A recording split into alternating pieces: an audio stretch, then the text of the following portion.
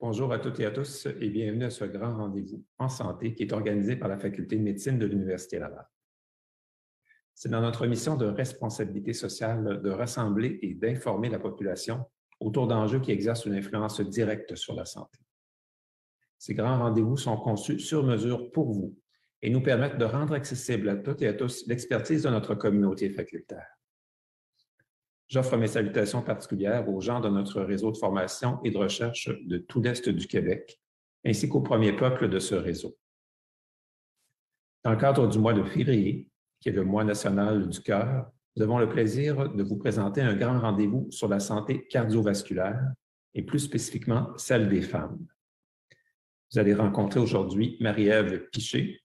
Dr. Piché est professeure au département de médecine de notre faculté et elle est cardiologue et chercheur en prévention des maladies cardiovasculaires au Centre de recherche de l'Institut universitaire de cardiologie et de pneumologie de Québec, Université Laval. Alors, je vous souhaite à toutes et à tous un beau grand rendez-vous. Bonjour tout le monde. Nous sommes très fiers de pouvoir collaborer au grand rendez-vous santé de l'Université Laval et de la Faculté de médecine. Notre association avec la Faculté de médecine ne date pas d'hier.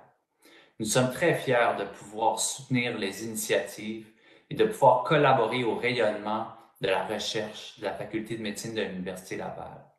Plus que jamais, les saines habitudes de vie sont au cœur de nos vies. C'est pourquoi nous reconnaissons tout le travail et le dévouement de Dr. Marie-Ève Piché à la recherche et à la découverte et à la promotion en lien avec la santé cardiovasculaire chez les femmes. Nous souhaitons que cette conférence pourra vous permettre d'en apprendre davantage sur les bienfaits des saines habitudes de vie et mieux comprendre d'où proviennent les problématiques de santé cardiovasculaire. Bonne conférence. Bonjour à tous et à toutes, bienvenue à ce grand rendez-vous en santé avec Marie-Ève Piché. Cet événement est organisé par la Faculté de médecine de l'Université Laval et il est aussi rendu possible grâce au soutien de notre précieux partenaire présentateur, Gestion financière MD. Je me présente, Serge Bonin, je suis l'animateur de ces grands rendez-vous en santé de la Faculté de médecine. Sans plus tarder, je vous présente notre conférencière d'aujourd'hui, Madame Marie-Ève Piché. Bonjour, bienvenue. Bonjour à tous et à toutes, à tous et à tous à la maison. Donc, ça me fait grand plaisir d'être ici avec vous pour discuter de santé cardiovasculaire. Bien, merci, c'est un immense plaisir de vous recevoir. Merci d'avoir accepté cette invitation. Merci à vous tous aussi d'être présents virtuellement. On a eu plus de 740 inscriptions, imaginez-vous. En ce moment, on est 453, le chiffre que je vois en ligne. Donc, bonjour, n'hésitez pas à nous dire de quel coin de région vous venez, de quelle ville. Hein? On va peut-être découvrir des affinités. Je soupçonne qu'il y a beaucoup de femmes à l'écoute aujourd'hui. Donc, n'hésitez pas à interagir entre vous. Durant cette conférence, on va vous inviter bien sûr à suivre les règles de la netiquette, l'étiquette du net, soit restez courtois dans vos commentaires, s'il vous plaît. Et puis, bon, vous le voyez, on est chacun chez soi, protocole COVID oblige chacun de notre côté, donc la technologie peut parfois être instable. Merci de votre patience, de votre collaboration, de votre compréhension. Et puis, bon, si toutefois il y a un problème, restez en ligne, on va régénérer le lien ou il y a quelqu'un d'autre qui va peut-être pouvoir prendre la relève de l'université directement, mais on est là pour vous et d'après moi, ça devrait bien fonctionner. On a fait des tests ce matin, donc on se croise les doigts, mais soyez indulgents. Alors, voici comment va s'organiser cette heure que nous allons passer ensemble. La conférence va débuter avec une présentation d'une vingtaine de minutes de Madame Piché. On va terminer ensuite avec une quinzaine de questions du public qui ont été préalablement choisies, comme à notre habitude, pour éviter évidemment les redites avec la présentation et éviter les recoupements entre les questions. Et puis, on va vous inviter, bien sûr, à interagir tout au long de la conférence en émettant vos commentaires via le fil de discussion Facebook parce que on a le plaisir d'avoir avec nous M. Benoît Arsenault, qui est professeur au département de médecine et chercheur au Centre de recherche de l'IUCPQ et qui est collègue de Mme Piché. Donc, il va répondre à vos questions spécifiques sur le sujet dans les commentaires. Merci beaucoup, M. Arsenault, d'être avec nous. Alors, Mme Piché, vous êtes professeur au département de médecine de la Faculté de médecine. Vous êtes cardiologue spécialisé en prévention cardiovasculaire à l'IUCPQ. Vous êtes chercheur au Centre de recherche de l'IUCPQ. Vos travaux de recherche portent sur les maladies cardio-métaboliques et leurs effets sur la santé cardiovasculaire et vous dirigez des études observationnelles et interventionnelles sur les facteurs de risque cardiovasculaire associés aux habitudes de vie incluant l'obésité, le diabète, l'alimentation et l'activité physique. Vos travaux visent également à développer des stratégies d'intervention efficaces en prévention cardiovasculaire. Alors, Madame Piché, bravo pour votre parcours. Vous avez un agenda très occupé à ce que je vois. Vous êtes clairement la personne parfaite pour nous accompagner au sujet de la santé cardiovasculaire des femmes. Alors, nous allons débuter avec votre présentation, prendre soin du cœur des femmes, comprendre et prévenir les maladies cardiovasculaires. Madame Piché, je vous laisse maintenant le contrôle. D'accord, merci beaucoup pour cette très belle introduction et merci pour l'invitation à participer au grand rendez-vous organisé par la Faculté de médecine de l'Université Laval. Donc, je vais partager mon écran à ce moment. Donc, vous devriez être en mesure de bien voir mon écran. Donc, vous savez, super, février, c'est le mois du cœur. C'est un mois qui est important, un moment pour attirer l'attention sur l'importance de la santé cardiovasculaire et sur ce qu'on peut faire comme individu, mais également comme groupe pour réduire le risque de maladies cardiovasculaires ou prévenir la récidive d'événements cardiovasculaires. J'ai choisi de vous parler de santé cardiovasculaire chez la femme, peut-être un sujet qui est moins bien connu, mais qui est très important en prévention cardiovasculaire. Donc, vous allez voir, j'ai divisé ma présentation en 3 volets. Donc, le premier volet porte sur les facteurs de risque de la maladie cardiovasculaire chez la femme. Le deuxième volet sur la présentation clinique de la maladie cardiovasculaire chez la femme. Puis, on va terminer avec différentes stratégies de prévention cardiovasculaire chez la femme. Donc, la maladie cardiaque regroupe un ensemble de conditions qui affectent la structure et la fonction du cœur. Et elle peut s'exprimer de différentes façons. Donc, on retrouve, entre autres, la maladie coronarienne, qui est la maladie des artères du cœur, qui est la maladie la plus fréquente, qui est souvent associée à de l'athérosclérose et qui peut mener, dans certaines situations, à un infarctus du myocarde. On retrouve aussi les troubles du rythme cardiaque ou les arythmies, les cardiopathies structurelles qui regroupent entre autres les cardiopathies congénitales, donc de naissance, ou les cardiopathies acquises au cours d'une vie, et l'insuffisance cardiaque. Donc, la maladie cardiaque s'exprime de différentes façons, mais s'exprime aussi différemment chez les femmes comparativement aux hommes. Donc, c'est un aspect qui est très particulier, donc qui vient également challenger le diagnostic clinique.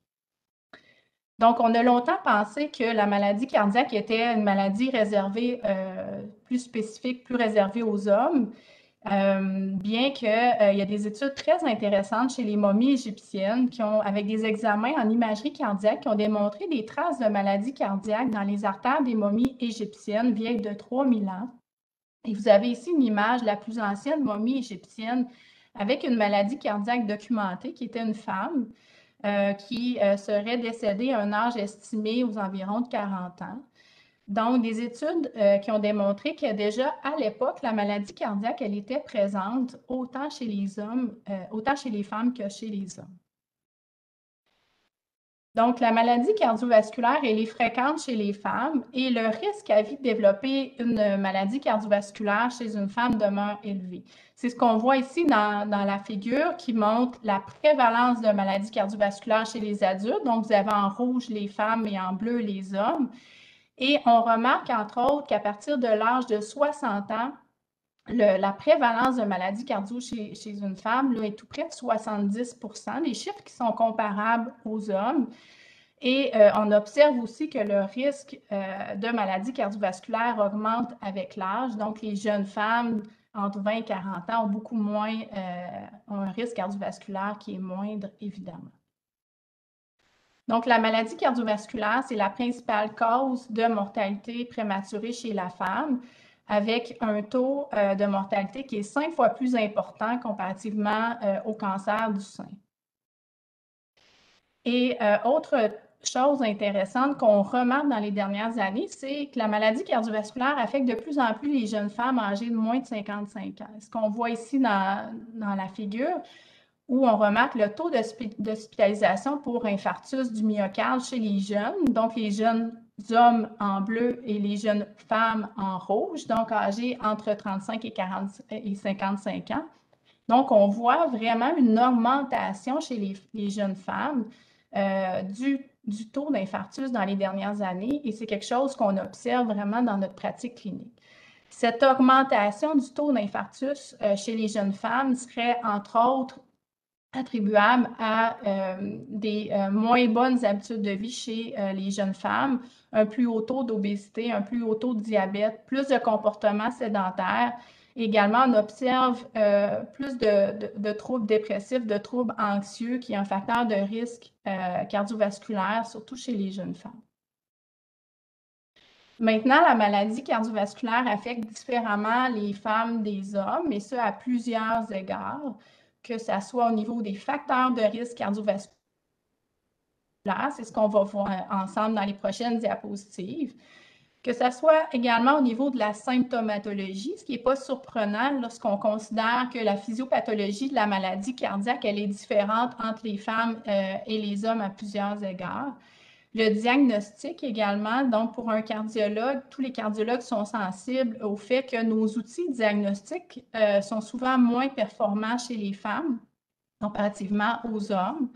La réponse au traitement pharmacologique et non pharmacologique également est différente chez les femmes, et le pronostic en lien avec certaines conditions cardiaques. Également, l'influence ou l'impact de l'environnement, que ce soit l'environnement économique, l'environnement physique, l'environnement social, l'éducation et les comportements ont une influence sur la santé cardiovasculaire qui va être plus importante chez les femmes. Par exemple, un statut socio-économique défavorable ou une situation de monoparentalité chez une femme est associé à un plus grand risque cardiovasculaire comparativement aux hommes. Donc, en cardiologie, on retrouve des facteurs de risque qui sont non modifiables. Donc, parmi les facteurs de risque cardiovasculaire non modifiables, on retrouve l'âge, on retrouve les antécédents familiaux. Donc, votre risque va être plus élevé si un des membres de votre proche parent, de votre famille, a déjà présenté une maladie cardiovasculaire à un jeune âge. L'ethnicité aussi, il y a certains groupes, certaines populations ethniques, groupes ethniques qui sont plus à risque de développer des problèmes cardiaques. On retrouve également des facteurs de risque qu'on dit modifiables. Donc, parmi les facteurs de risque modifiables, vous voyez l'hypertension artérielle, les anomalies des lipides sanguins, incluant le cholestérol, le surpoids, l'obésité, la sédentarité, le tabagisme, le diabète et le prédiabète, l'alimentation et les troubles dépressifs, les troubles anxieux. Donc, il est possible de prévenir la plupart des maladies cardiovasculaires en s'adressant aux facteurs de risque qu'on dit modifiables. Il y a plus de 80% des femmes de plus de 45 ans qui ont au moins 2 facteurs de risque cardiovasculaire. Et ce qui est important de retenir, c'est que les facteurs de risque ne s'additionnent pas, ils se potentialisent. Et également, il y a certains facteurs de risque qui sont associés à un risque cardiovasculaire qui est plus élevé chez la femme.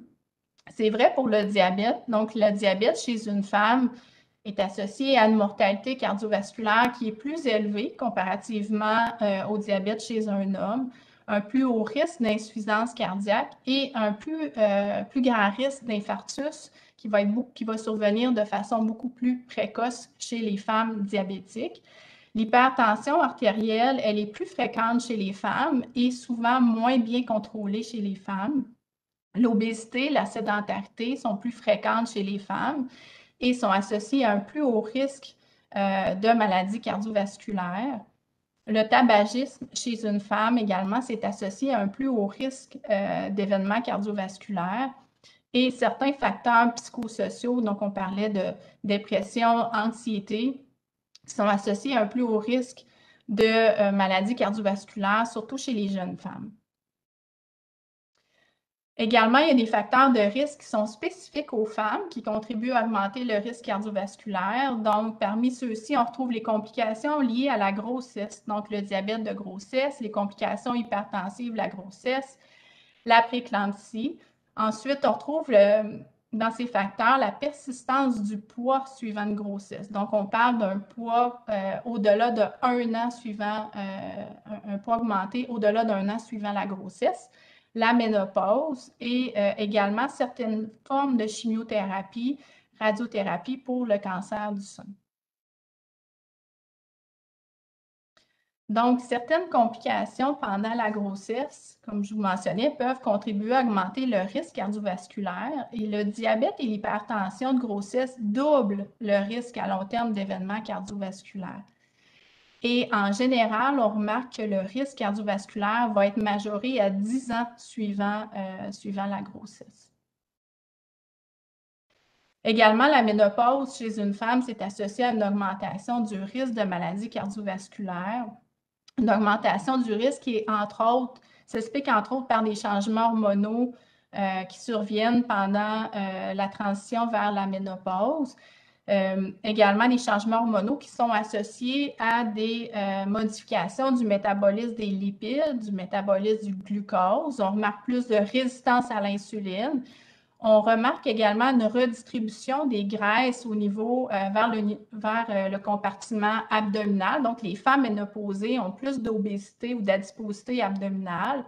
Et on retrouve également plus de comportements sédentaires chez les femmes ménopausées. Donc, vous voyez, c'est tous des facteurs qui contribuent à augmenter le risque cardiovasculaire chez une femme ménopausée. Et si vous avez une ménopause précoce, donc avant l'âge de 40 ans, votre risque est d'autant plus élevé. Donc, si on résume ce premier volet de la présentation, on retient que la maladie cardiovasculaire chez la femme, elle est fréquente et elle affecte de plus en plus les jeunes femmes.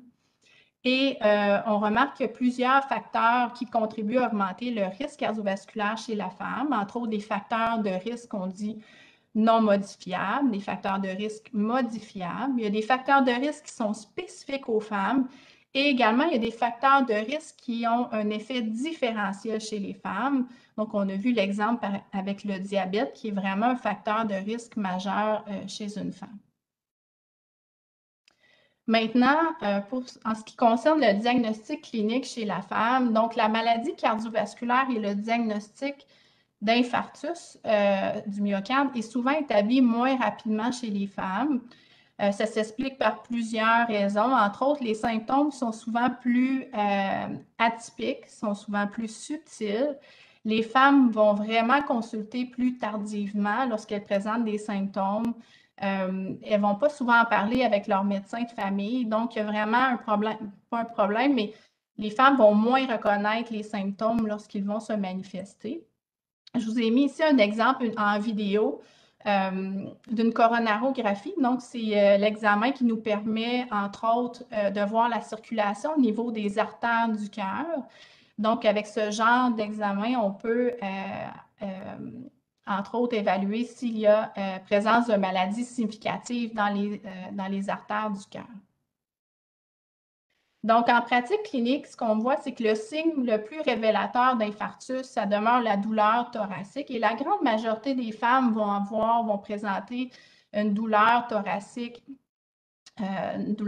qui va être classique, classique en situation d'infarctus aigu, donc une douleur à caractère serratif, qui va souvent être déclenchée à l'effort ou lors d'une émotion ou d'un stress intense, soulagée avec le repos. C'est une douleur qui peut irradier au cou, à la mâchoire, peut irradier au niveau du bras gauche. Donc, beaucoup de femmes vont se présenter avec ce tableau clinique classique en infarctus aigu. Par contre, il y a une grande proportion de femmes qui sont plus susceptibles de ressentir plutôt un inconfort thoracique, des essoufflements, de la fatigue, une diminution de tolérance à l'effort, des symptômes digestifs, des nausées. Donc, il faut vraiment être sensible à ces symptômes qui sont souvent plus subtils chez la femme. Et c'est très important de retenir que les traitements rapides sont liés à une meilleure chance de survie et à des séquelles moins graves. Donc, on remarque qu'il y a un taux de mortalité qui est plus élevé chez les femmes suivant un infarctus aigu, et on pense que c'est entre autres expliqué, relié au fait que les femmes consultent moins, sont moins rapidement diagnostiquées. On a des outils de diagnostic qui sont un peu moins performants, et donc c'est important d'être au courant de cette réalité. Maintenant, je termine avec le troisième volet de ma présentation qui concerne les stratégies en prévention cardiovasculaire chez les femmes. Donc, les maladies cardiovasculaires, retenez que les maladies cardiovasculaires chez la femme sont majoritairement évitables. Et aussi, lorsqu'on reçoit un diagnostic de maladie cardiaque, il est possible de réduire son risque de développer d'autres complications ou également, c'est possible de ralentir l'évolution de la maladie. Pour ça, c'est important que chaque femme reconnaisse ses facteurs de risque afin de bien pouvoir les prévenir et de les contrôler. Donc, quelles sont les stratégies en prévention cardiovasculaire? C'est certain que l'adoption de saines habitudes de vie, ça contribue à protéger la santé cardiovasculaire. Donc, d'avoir une alimentation saine et équilibrée, d'intégrer la pratique régulière d'activité physique dans notre quotidien, de diminuer le temps de sédentarité, donc le temps devant les écrans, d'avoir une bonne gestion du poids, une bonne gestion du stress, d'éviter de fumer ou de vapoter. Donc, c'est tous des stratégies qui fonctionnent. Et retenir que des petits changements dans votre routine quotidienne peuvent vraiment diminuer de façon significative le risque cardiovasculaire. Il existe également d'autres stratégies en prévention cardiovasculaire. Ça passe par le contrôle optimal des lipides sanguins, le contrôle optimal de la tension artérielle et de la glycémie. Donc, c'est tous des paramètres qu'on peut vérifier avec notre médecin de famille lors de notre suivi annuel. Maintenant, les stratégies pour adopter une alimentation saine et équilibrée, il en existe plusieurs, donc j'en partage quelques-unes. Entre autres, de préparer des repas à la maison avec des aliments frais, des aliments peu transformés, ça peut être une stratégie qui est intéressante. De consommer davantage de légumes, de fruits, des fibres, des produits à grains entiers. De diminuer la consommation de sucre ajouté, diminuer la consommation de sel et de choisir également des bons gras, donc limiter entre autres les gras saturés. Vous pouvez toujours demander des conseils d'un professionnel de la santé, dans ce cas-ci d'une nutritionniste qui peut vous guider dans les choix alimentaires. C'est un service qui est disponible, qui est offert entre autres, nous, à l'Institut universitaire de cardiologie et de pneumologie de Québec, au pavillon au PPMC, donc au pavillon de prévention cardiaque. Donc, vous avez accès à des consultations avec une nutritionniste. C'est un service également qui est offert à l'Université Laval, à la clinique du PEPS. Il y a beaucoup de groupes de médecine familiale également qui offrent le service d'une nutritionniste dans leur équipe. Maintenant, l'alimentation méditerranéenne a démontré des effets positifs sur la santé cardiovasculaire, entre autres avec l'étude Prédimed, qui a démontré une diminution d'événements cardiovasculaires significative chez les hommes et les femmes qui adoptaient une alimentation méditerranéenne. Également, dans l'alimentation méditerranéenne, dans cette étude, est associée à une amélioration des facteurs de risque, donc avec un meilleur contrôle de l'hypertension artérielle, le diabète et les anomalies des lipides sanguins, incluant le cholestérol. Qu'est-ce que c'est l'alimentation méditerranéenne? Brièvement, c'est une alimentation qui est basée beaucoup sur des aliments à base végétale. Les gens vont consommer beaucoup d'aliments frais, donc peu de produits transformés, peu de sucre ajouté, peu de sucre raffiné. Beaucoup de légumes, de fruits, de fibres, les grains entiers, les noix, les légumineuses et l'huile d'olive également, qui est un aliment omniprésent de l'alimentation méditerranéenne. On a présentement un projet de recherche en cours qui étudie les effets combinés de l'alimentation méditerranéenne et la pratique régulière d'activité physique sur la santé du cœur. Donc, c'est une étude d'intervention qui est dirigée par mon collègue, le Dr Benoît Lamarche, qui est professeur-chercheur à l'Institut de la nutrition et des aliments fonctionnels de l'Université Laval. Donc, c'est un projet à lequel je collabore comme cardiologue. Un projet très intéressant où on recrute des hommes et des femmes âgés entre 18 et 70 ans qui n'ont aucun antécédent de maladie cardiovasculaire, qui ne prennent aucun médicament pour le diabète ou le cholestérol et qui ont un taux de taille qui est légèrement élevé. Et on mesure différents paramètres de la santé cardiovasculaire. Entre autres, dans cette étude, on fait des tests de fonction, la capacité cardio-respiratoire à l'effort et également, on mesure la fonction cardiaque et la structure cardiaque à l'aide d'imagerie cardiaque. Donc, si jamais c'est un projet qui vous intéresse, je vous ai mis les coordonnées de la personne à contacter, qui est Anne-Sophie. Et vous avez toujours accès aussi à la description du projet sur le site de l'INAF à l'Université Laval. Donc, l'activité physique régulière également a des effets positifs sur la santé globale, la santé cardiovasculaire. Elle est associée à une diminution de la mortalité globale et cardiovasculaire et une diminution du nombre d'événements cardiovasculaires. Ça a été démontré dans plusieurs grandes études épidémiologiques, dont l'étude PUR à laquelle on participe. Et au niveau cardiovasculaire, donc, elle améliore la capacité cardio-respiratoire, elle réduit le risque de développer une maladie cardiovasculaire, elle diminue la récidive d'événements cardiovasculaires et la mortalité cardiovasculaire, elle améliore les facteurs de risque cardiovasculaire, elle réduit également l'utilisation de médicaments. Et ce qui est important de retenir, c'est que l'activité physique régulière a un effet cardioprotecteur, même en l'absence de perte de poids. Donc, il est recommandé de faire au moins 150 minutes d'activité physique par semaine, ce qui correspond en 20-30 minutes par jour. Et chaque semaine, on devrait avoir au moins 2 périodes d'exercice de musculation. Et il y a des bénéfices additionnels sur la santé globale, la santé cardiovasculaire, si on pratique plus de 300 minutes par semaine. Donc, les stratégies pour adopter une vie plus active, d'intégrer les activités physiques régulières, déjà de réduire les comportements sédentaires, ça peut être une stratégie très intéressante, donc diminuer le temps d'écran, diminuer le temps de visionnement de télévision.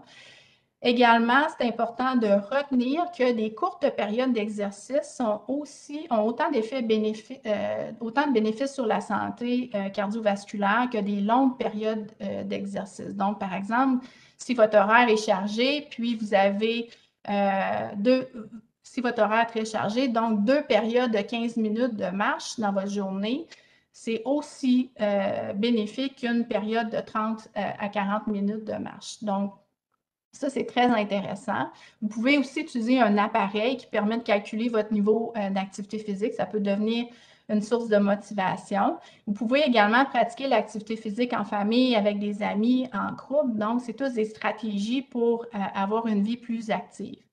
Également, vous pouvez toujours demander les conseils à des professionnels de la santé. Donc, nos professionnels, nos spécialistes en activité physique, c'est les kinésiologues. Donc, ils vont pouvoir vous guider pour pratiquer l'activité de façon sécuritaire et qui vont pouvoir vous encadrer dans un programme également d'activité physique. C'est un service qui est disponible également chez nous au pavillon de prévention des maladies cardiaques, donc au PPMC de l'UCPQ. Donc, il n'est jamais trop tard pour adopter une vie active. Donc, en conclusion, les femmes de tous âges devraient prendre au sérieux leur santé cardiovasculaire parce que la maladie cardiovasculaire, elle est fréquente chez les femmes. L'adoption de saines habitudes de vie contribue à protéger la santé cardiovasculaire et plus on agit tôt, plus on augmente les bénéfices à long terme. Donc, avant de débuter la période de questions, j'aimerais en profiter pour remercier encore une fois la Faculté de médecine pour l'invitation au Grand Rendez-vous Santé. Également, remercier mes collègues médecins, chercheurs, professeurs.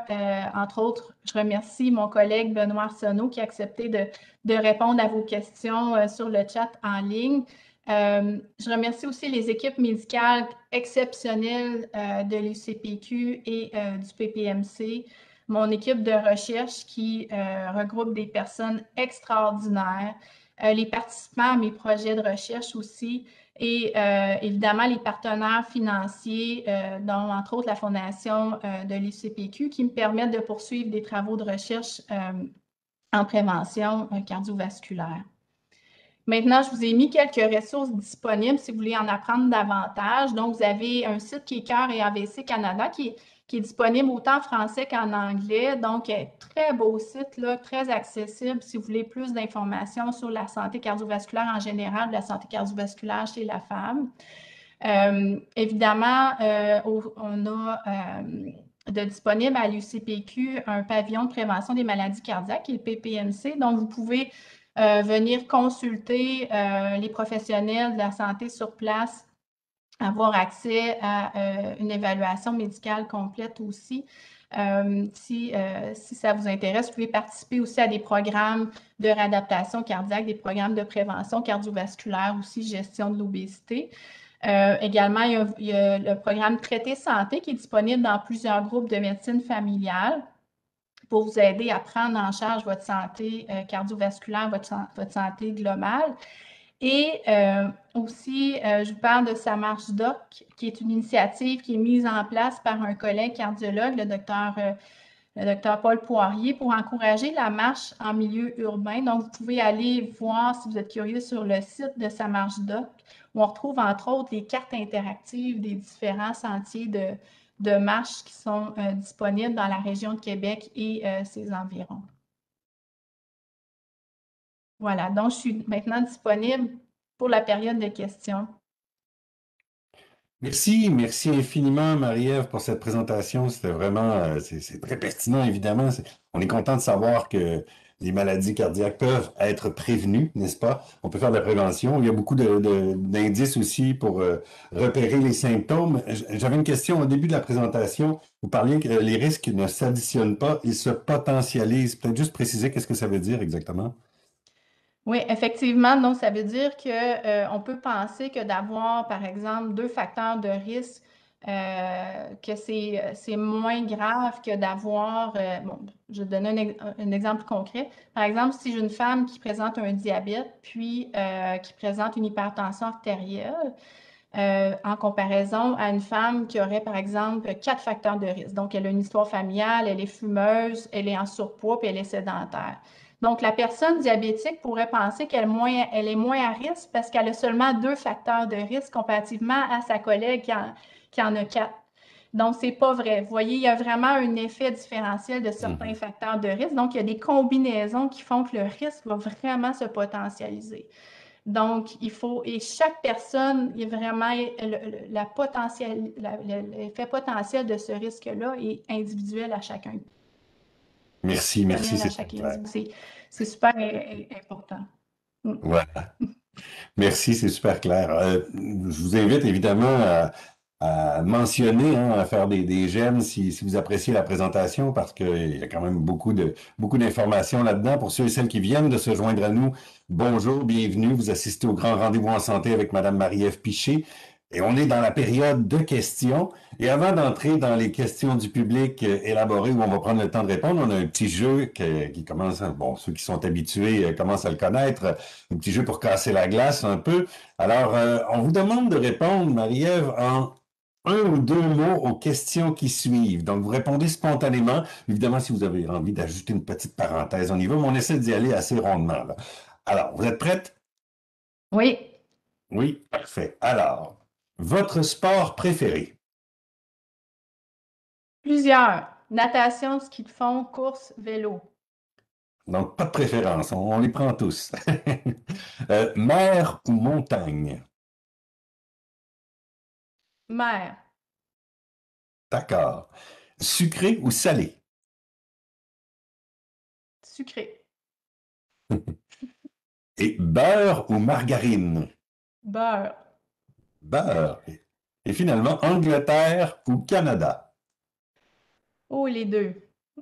Deux. Ben voilà, félicitations, on a cassé la glace.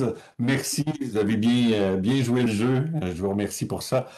On va poursuivre évidemment avec les questions du public plus en profondeur. On prend le temps nécessaire pour répondre. On a 12, 13 questions. Il y a quelques questions qui sont venues en direct aussi. Je vais essayer de vous les glisser au travers. Il y a notre ami aussi Benoît qui répond aux questions en direct sur le clavardage. Évidemment, on les a recoupées, là. On n'a pas pu prendre toutes les questions. Il y en avait beaucoup. Je vois qu'en ligne, là, vous êtes au-dessus de 560, là, dépendant, là, ça varie un peu, évidemment. Mais sachez que tout ça reste en ligne, hein. Vous pourrez le revoir. Il y en a beaucoup qui demandaient est-ce que le PowerPoint est disponible? Ben, ça reste en ligne. Vous allez pouvoir le partager, évidemment, inviter des gens à le visionner. Puis si vous avez manqué le début, vous pourrez le voir. Alors, la première question vient de Louise Lemay-Brunel. En accroissant l'apport de légumes, fruits, fibres et en réduisant les gras saturés et trans, est-ce qu'il est possible de réduire le niveau de cholestérol sans médicaments? Merci pour la question. Donc, d'adopter une alimentation saine, d'augmenter entre autres notre consommation de légumes, de fruits, de fibres, non gras, ça a tous des effets positifs sur les paramètres du profil des lipides, incluant le cholestérol. On peut s'attendre à une diminution d'environ 5 à 10 avec des stratégies de modification alimentaire. La perte de poids, l'activité physique également peuvent contribuer à améliorer le profil des lipides davantage. Est-ce que ces changements favorables nous permettent d'éviter la médication? Ça dépend vraiment des personnes. Donc, c'est à évaluer avec votre médecin de famille. Ce qu'il faut savoir, c'est que c'est rarement, c'est insuffisant lorsqu'on est dans un contexte de prévention secondaire de maladies cardiovasculaires. Donc, c'est des gens qui ont une condition cardiovasculaire. La médication est essentielle pour stabiliser la maladie cardiovasculaire avec des bénéfices qui vont bien au-delà du niveau de cholestérol sanguin. Et au Québec aussi, on retrouve beaucoup de conditions génétiques héréditaires qui affectent le profil des lipides, qui affectent le cholestérol et qui nécessitent une médication quand c'est des gens qui sont vraiment à risque de développer des événements cardiaques très jeunes. Merci, merci. Merci beaucoup, Louise, pour la question d'abord, et puis merci pour la réponse, évidemment. On a une question qui vient de Julie Bourque, mais je l'ai vue passer aussi dans le clavardage en direct, donc on la pose en double. Quels sont les effets de la consommation d'alcool sur la santé cardiovasculaire? J'en ai pas parlé pendant ma présentation, mais c'est certain qu'une consommation excessive d'alcool, c'est vraiment un facteur de risque de maladie du cœur, d'AVC aussi. Donc, l'alcool est associé à plusieurs conditions cardiaques. Elle est associée à plusieurs formes d'arythmie en cardiologie, entre autres, je pense à la fibrillation auriculaire. Elle peut conduire aussi à des anomalies de la fonction cardiaque, puis même conduire à de l'insuffisance cardiaque. Donc, c'est des choses qu'on voit, nous, dans notre quotidien. Par contre, c'est une condition qui est réversible, donc pour la majorité de ces patients avec l'arrêt de la consommation d'alcool. Donc, si vous buvez de l'alcool, il faut éviter pour une femme de prendre plus de 2 consommations par jour, un maximum de 10 consommations par semaine. C'est les recommandations actuelles. Et là, on parle en Europe souvent là, des bénéfices du vin. Est-ce que c'est prouvé, ça? Est-ce qu'il y a vraiment quelque chose qui est potentiellement bénéfique? Il y a certains ingrédients actifs du vin qui sont intéressants, qui peuvent potentiellement avoir des bénéfices sur la santé cardiovasculaire. Et c'est venu également lorsqu'on étudiait l'alimentation méditerranéenne. Les Méditerranéens intègrent beaucoup le vin, surtout le vin rouge, dans leurs habitudes alimentaires. Donc, il y a effectivement certaines propriétés qui ont été documentées, qui sont reconnues. C'est comme tout, la modération est toujours importante là, dans le contexte, dans l'alcool. C'est comme tout le reste. C'est le mot-clé qu'il faut retenir, hein, avec modération. Exactement. On poursuit. Question d'Odette Bédard. Question intéressante. Est-ce qu'il y a un lien avec les émotions et la santé du cœur? Oui, c'est effectivement une excellente question et la réponse est oui, il y a vraiment un lien entre les émotions et la santé du cœur. Entre autres, le stress, l'anxiété, la dépression, là, j'en ai parlé un petit peu pendant l'introduction, la présentation, sont vraiment des facteurs de risque de maladies cardiovasculaires. Et les femmes ont en moyenne plus de problèmes d'anxiété, de stress, de dépression, qui peuvent s'expliquer, entre autres, par possiblement une charge mentale qui est plus importante au quotidien, avec des conditions de vie plus précaires, souvent ils ont des revenus un peu plus faibles, plus de situations de monoparentalité aussi. Donc, l'anxiété, ça peut favoriser chez beaucoup de personnes des comportements malsains, le tabagisme, la suralimentation, une mauvaise qualité de sommeil, une baisse de l'activité physique. Et également, ce qu'on observe, c'est donc comme par exemple la dépression, ça entraîne vraiment une sécrétion, une hausse du taux d'hormones de stress. Puis ces hormones de stress ont un effet néfaste direct à long terme sur la santé cardiovasculaire. Également, ce qu'on observe, c'est que les gens qui souffrent de dépression, c'est vrai pour les hommes et les femmes, ont plus de difficultés à adopter un mode de vie sain. C'est des gens qui vont moins participer au programme de réadaptation cardiaque, puis qui vont souvent être moins observants à la médication qui est prescrite. Merci, merci. J'ai une question qui venait en direct du clavardage, donc je vais la poser. Est-ce qu'il faut avoir une référence médicale pour pouvoir passer des examens préventifs pour le cœur?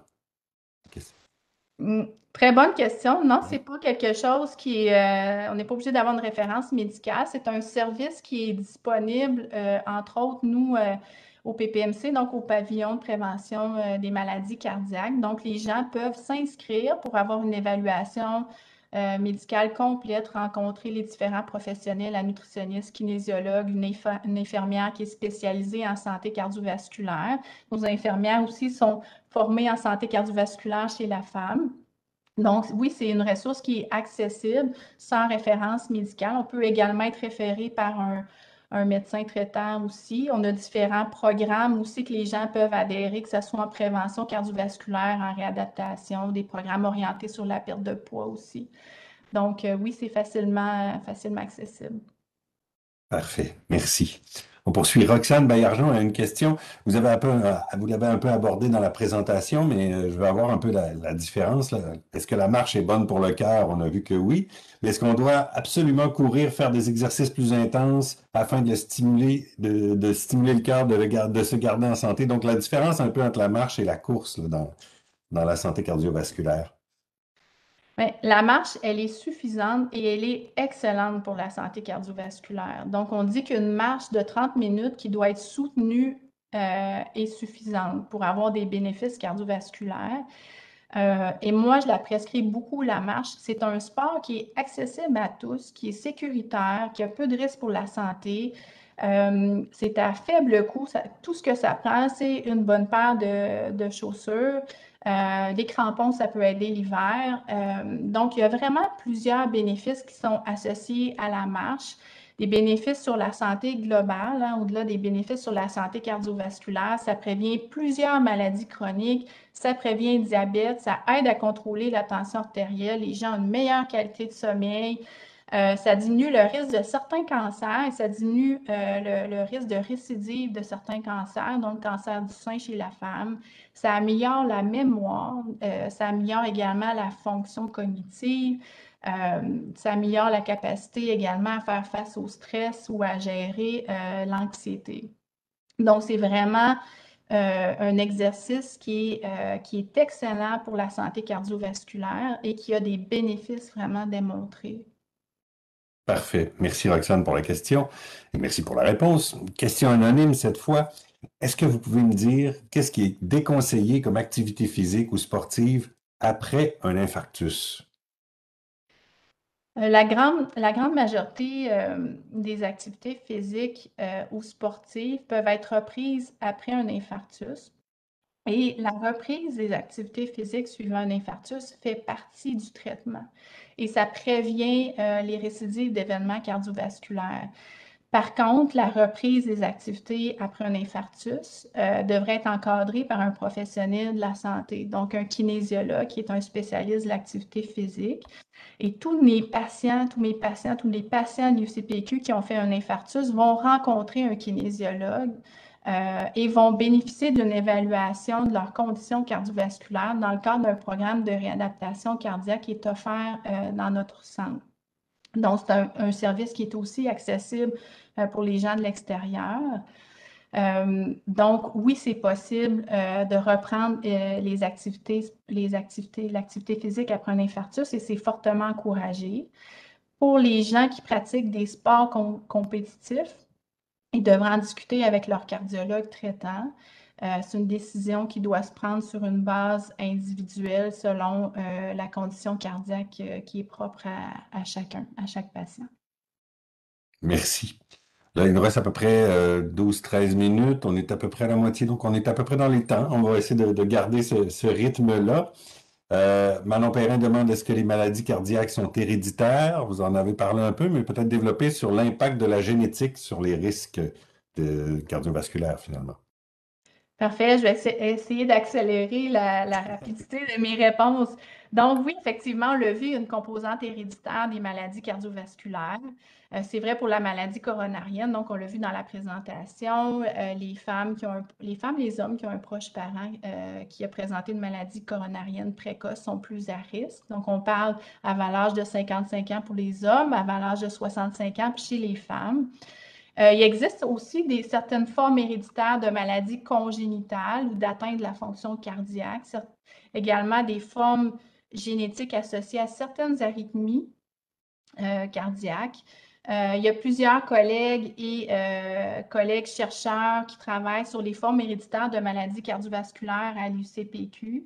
On a également une clinique spécialisée de cardiologie en maladies génétiques cardiaques dans notre centre. Par contre, ce qui est important de retenir, c'est qu'il y a jusqu'à 80% des maladies du cœur et des ACV qui peuvent être prévenues par l'adoption d'un mode de vie sain et l'optimisation des facteurs de risque. Donc oui, il y a une composante héréditaire, mais il y a une composante aussi qu'on peut moduler facilement. Merci. Là, je reçois aussi en même temps beaucoup de questions en direct. Donc, c'est vraiment un sujet foisonnant. Des gens ont envie d'en savoir plus. Donc, j'en pose un peu pêle-mêle d'un côté et de l'autre. L'apnée du sommeil versus la santé cardiovasculaire, c'est quoi l'impact de l'apnée du sommeil? L'apnée du sommeil, j'en ai pas parlé, mais c'est effectivement un facteur de risque de maladie cardiovasculaire. Donc, ça a beaucoup d'effets sur la santé cardiovasculaire. Entre autres, vous savez, hein, l'apnée du sommeil, pour nous, c'est associé entre autres à de l'insuffisance cardiaque. Donc, à long terme, ça peut occasionner des problèmes au niveau de la fonction cardiaque. Donc, le cœur devient moins performant. C'est associé aussi à certaines formes d'arythmie. Donc aussi à l'hypertension artérielle qui est moins bien contrôlée. Donc, c'est important si on pense qu'on a des symptômes d'apnée du sommeil, ça devrait être recherché. Et c'est tellement important que nous, dans le cadre des programmes de réadaptation cardiaque, ça fait partie du dépistage automatique. Donc, on a vraiment des questionnaires et on va le dépister, on va le rechercher chez tous nos patients et on va le traiter si on trouve un syndrome qui est sévère. Merci. Une question d'Anne Godin qui dit, quels sont les impacts de la ménopause sur la santé cardiovasculaire des femmes? Quels sont les éléments de prévention en lien avec celle-ci? La ménopause, j'en ai parlé un peu pendant la présentation. Donc, c'est effectivement un facteur de risque de maladie cardiovasculaire. On sait que la ménopause précoce aussi est associée à un risque augmenté. Comme je l'ai expliqué, il y a toute la transition hormonale. Donc, c'est une période dans la vie d'une femme qui a beaucoup de changements hormonaux. Puis ces changements vont être associés à beaucoup de modifications au niveau du métabolisme, des lipides, du glucose. Il y a une prise de poids aussi qui survient souvent à la ménopause, qui est une prise de poids qui est au niveau abdominal. Il y a plus de comportements sédentaires. Donc, c'est certain qu'on va observer un risque plus élevé de diabète et de maladies cardiovasculaires. Donc, c'est d'autant plus important dans cette période de vie d'une femme d'adopter des stratégies de prévention cardiovasculaire. d'éviter de prendre du poids, de diminuer les comportements sédentaires et d'être sensible à toutes ces modifications. Merci. Il nous reste 4-5 questions en 5 minutes. On essaye, on essaye. Alors, Marie Fortier demande, l'hormonothérapie visant à atténuer les symptômes de la ménopause influence-t-elle la santé cardiovasculaire? C'est une question qui revient souvent. Il y a des études qui ont montré dans certains cas qu'un traitement hormonal substitutif chez des femmes ménopausées plus âgées avec des facteurs de risque, ça pouvait augmenter le risque d'événements cardiaques, le risque de crise cardiaque d'AVC. Donc, la décision de suivre un traitement hormonal substitutif devrait être vraiment fait sur une base individuelle avec votre médecin de famille en fonction des risques et de la santé de chacune d'entre vous. Ce que les recommandations actuelles nous disent en cardiologie, c'est que s'il y a une hormonothérapie de remplacement qui est jugée nécessaire, il est recommandé que la durée de traitement soit raccourcie au maximum, que les doses utilisées soient le plus faibles possible et que son utilisation se concentre sur vraiment les premières années de transition vers la ménopause. Là. On parle d'un moins de 5 ans. C'est certain que tout ça, c'est en absence de contre-indication. Merci, merci. J'aime bien ça, on va droit au but, c'est parfait. Question anonyme cette fois, quelles sont les ressources pour un plan de santé globale adapté à la femme afin de prévenir les maladies cardiovasculaires chez la femme? On en a parlé un peu dans la présentation, mais autres que les médecins de famille, est-ce que ces ressources sont accessibles au grand public ou seulement sur référence? Il y a eu une sous-question un peu qui a touché à ça. Je ne sais pas si vous avez autre chose à ajouter sur ce sujet-là. Comme je vous dis, c'est un service, vous avez accès, entre autres, au pavillon de prévention des maladies cardiaques, donc du PPMC à l'ICPQ, à ce genre de service-là. Et j'ajouterais qu'on est actuellement en train de mettre en place une clinique spécialisée de santé cardiovasculaire des femmes à l'UCPQ avec une collègue cardiologue à moi, la docteure Amélie Paquin, qui complète présentement une formation de sous-spécialisée en cardiologie chez la femme à l'extérieur. Donc, vraiment, c'est un service qu'on commence à offrir, qu'on a intégré dans notre offre de service, puis donc qui devrait être bonifié au cours des prochaines années. Merci. On a une question d'un homme. Je pense que c'est la première question qui vient d'un homme et elle concerne justement le sujet homme-femme. Est-ce que les programmes de réadaptation cardiovasculaire doivent être adaptés pour répondre aux besoins des femmes et de quelle façon? C'est une excellente question venant d'un homme en plus. Donc, effectivement, je pense que les programmes de réadaptation devraient être adaptés pour les femmes. Et il y a plusieurs travaux de recherche en cours qui adressent cette question-là. Il faut savoir que les femmes participent beaucoup moins au programme de réadaptation cardiaque. Donc, ça demeure vraiment un enjeu majeur en cardiologie. Il y a plusieurs stratégies possibles pour s'adapter aux besoins des femmes. Je pense que c'est toujours important d'avoir une approche personnalisée et c'est ce qu'on vise lorsqu'on fait de l'intervention, nous, auprès des femmes, en tenant compte des particularités des femmes.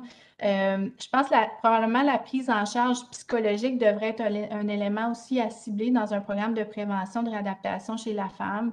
On inclut également des séances d'activité physique qui sont réservées aux femmes, donc qui peuvent être organisées, par exemple, des séances de yoga qui sont vraiment réservées qu'aux femmes.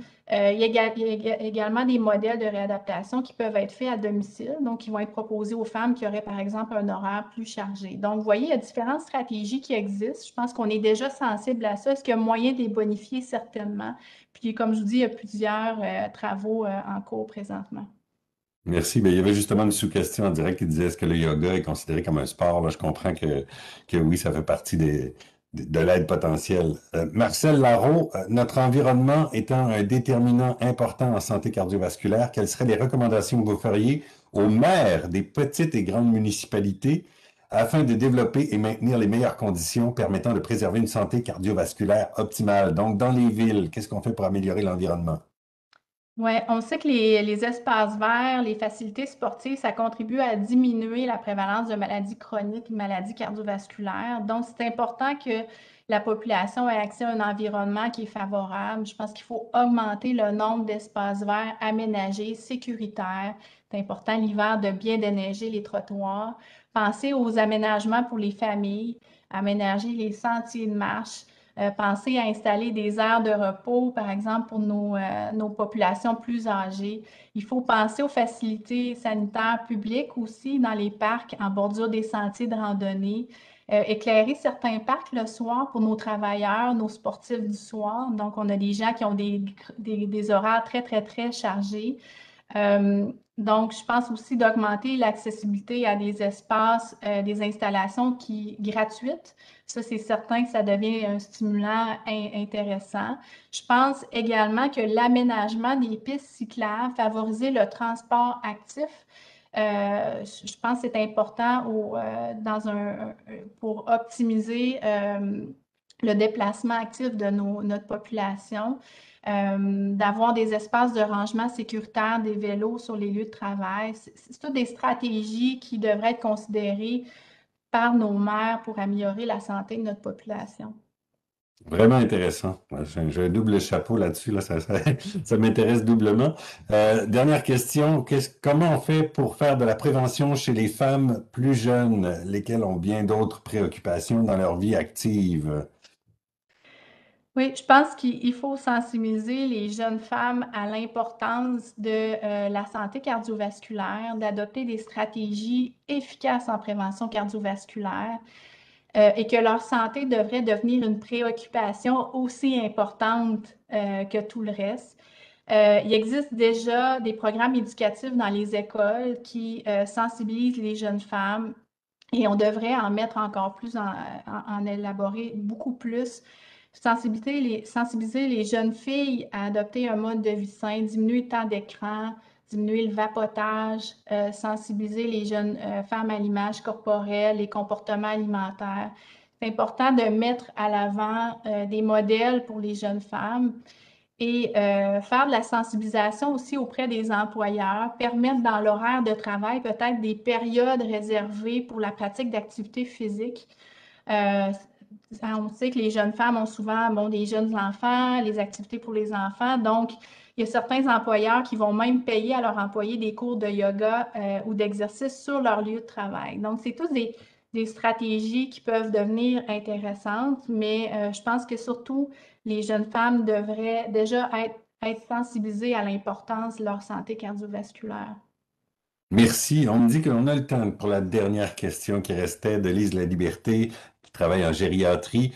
Et elle veut savoir, est-ce que vous pourriez nous transmettre les manifestations atypiques des troubles cardiaques chez nos dames âgées? Donc, on passe des jeunes aux dames âgées. Alors, Oui. Écoutez, c'est très intéressant, les patientes plus âgées, mais comme je mentionnais, la symptomatologie cardiaque peut être beaucoup plus subtile, beaucoup plus atypique chez les femmes, mais c'est encore plus vrai chez les femmes âgées. Donc, les symptômes vont souvent être plus vagues.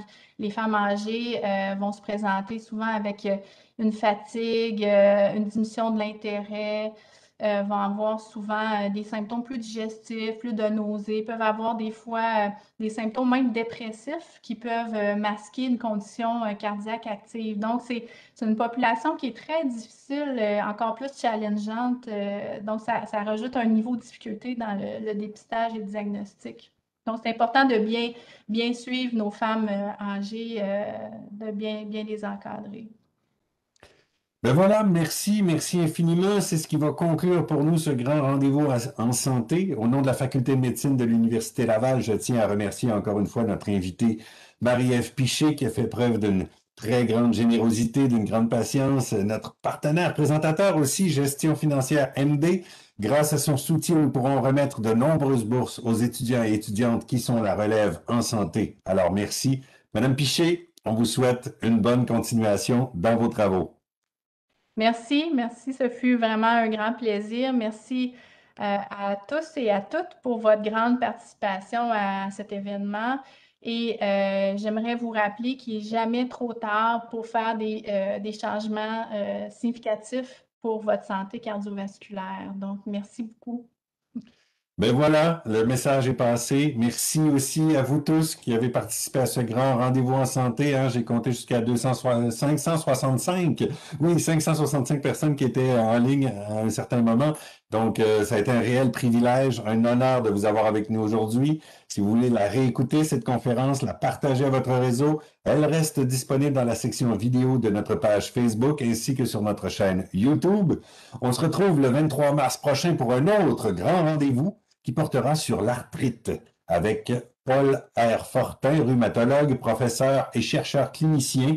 Et d'ici là, je vous invite à découvrir le tout nouveau balado de la Faculté de médecine, Santé sans rendez-vous, qui vous donne accès à des discussions avec nos membres enseignants, aussi professionnels et professionnels de la santé, qui présentent des informations à jour sur des sujets d'actualité en santé. Le premier épisode est disponible dès maintenant sur toutes les plateformes d'écoute.